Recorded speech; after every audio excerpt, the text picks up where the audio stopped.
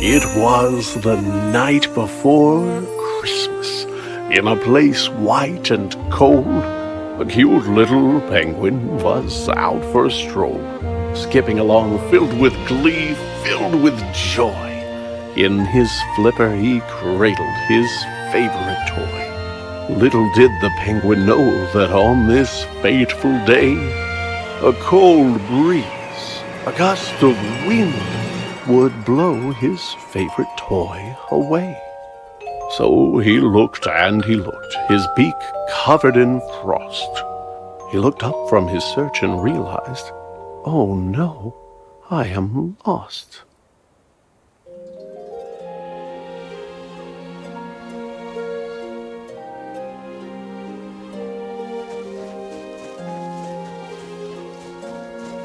Not only his toy, but his path was gone too. And our poor little penguin knew not what to do.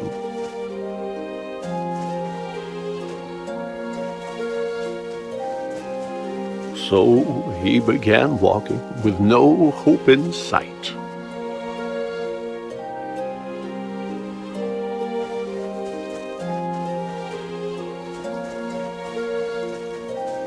Until, from a distance, he could see a small light.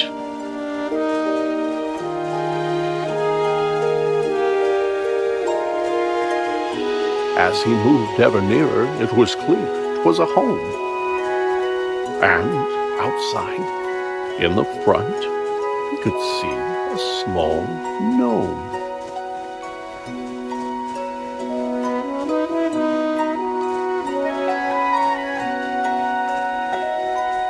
The gnome shuffled this way and that, and was squinting and muttering, "Fiddlesticks!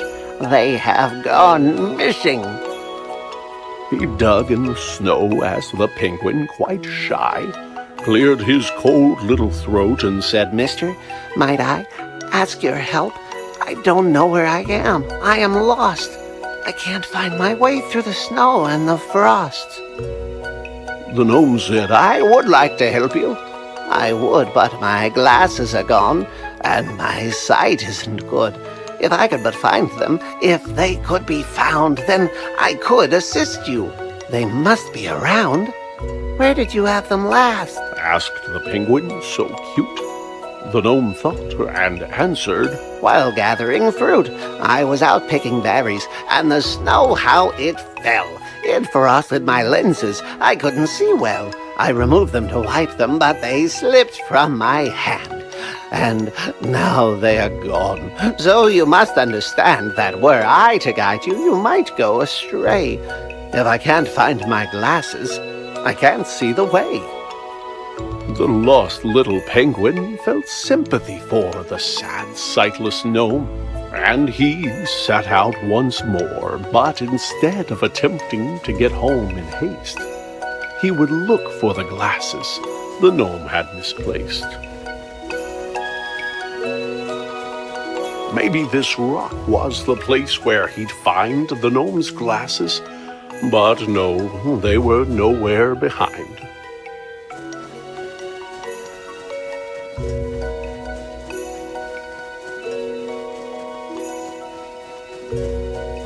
Could the glasses be here on the stump of this tree?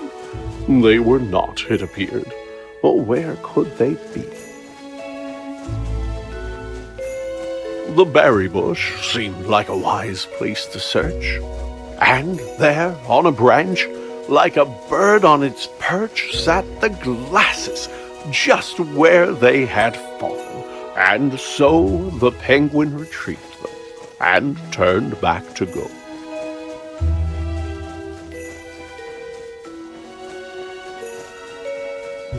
He'd get back to the gnome and return him his sight. Then once again face his disheartening plight. Being lost wasn't fun, but the penguin was glad that he'd gotten to help and was happy he had.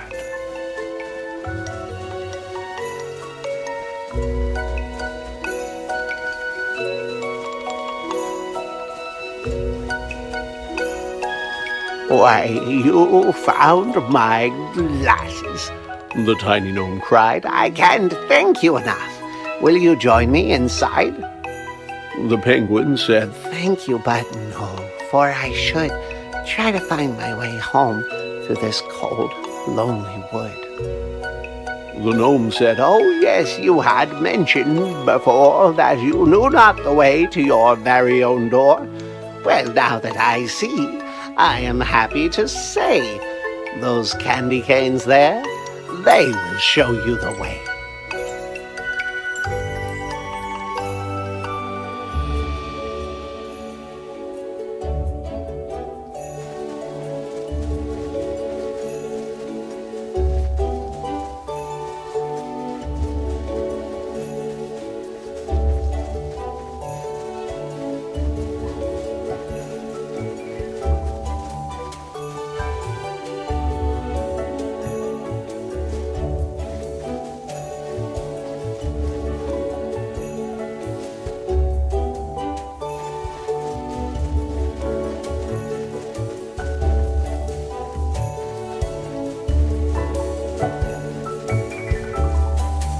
The penguin continued to walk down the track.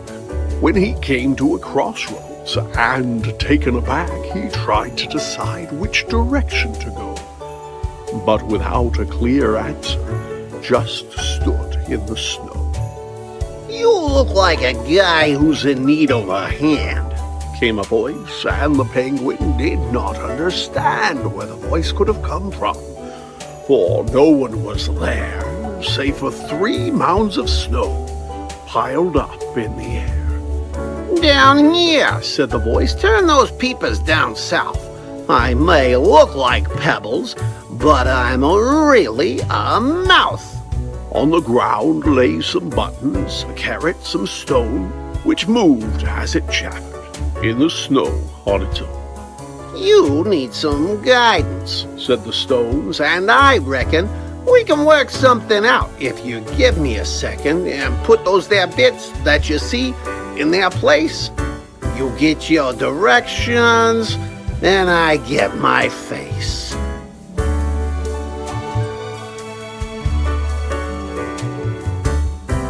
As a face maker, you've got impressive technique, said the snowman, and look, now we've both got a beak. Much better, he said. This was a good plan. Let me take a good look at you, now that I can.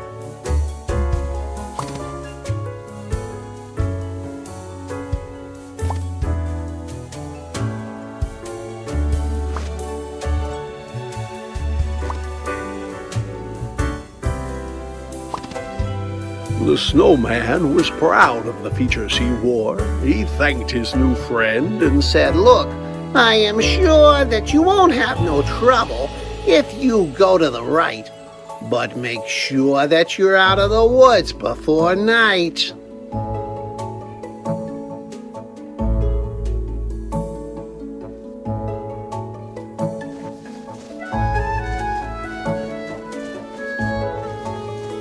The penguin did not stick around, wait, or dawdle, and set off at once, to the right with a waddle. But though he walked on just as fast as he might, soon dusk was upon him, and thereafter came night.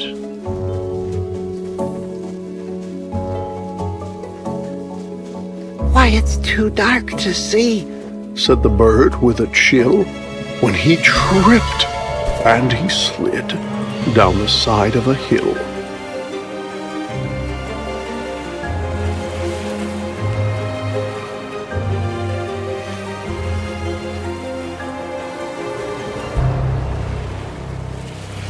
Deep in the woods, in the dark, all alone, frightened and tired and chilled to the bone, the poor little penguin, under stars bright and twinkling, was certain he heard, far away, a light tinkling. Was the sound he heard crickets? Was it ice in the trees? Or perhaps running water, or a lyrical breeze? As he moved ever nearer, though it seemed far away, he felt sure it was bells, like you'd find on a sleigh. The penguin was moving past branches and bark when a man turned around and stepped out of the dark. The man said, "My goodness, you're only a child. What brings a young penguin out here in the wild?" "It wasn't on purpose," said the cold little bird. "Perhaps," said the man, "I could see you chauffeured to your home in my sleigh, for unless I am wrong, it's the next on my route, and the trip won't take long."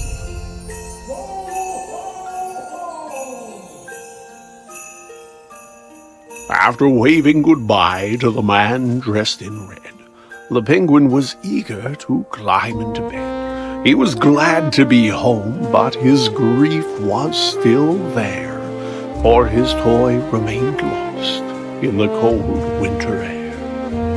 But his mama was waiting with a blanket and tea. There were songs in his heart and bright lights on the tree. Even without his toy, he could hardly believe just how happy he was on this cold Christmas Eve.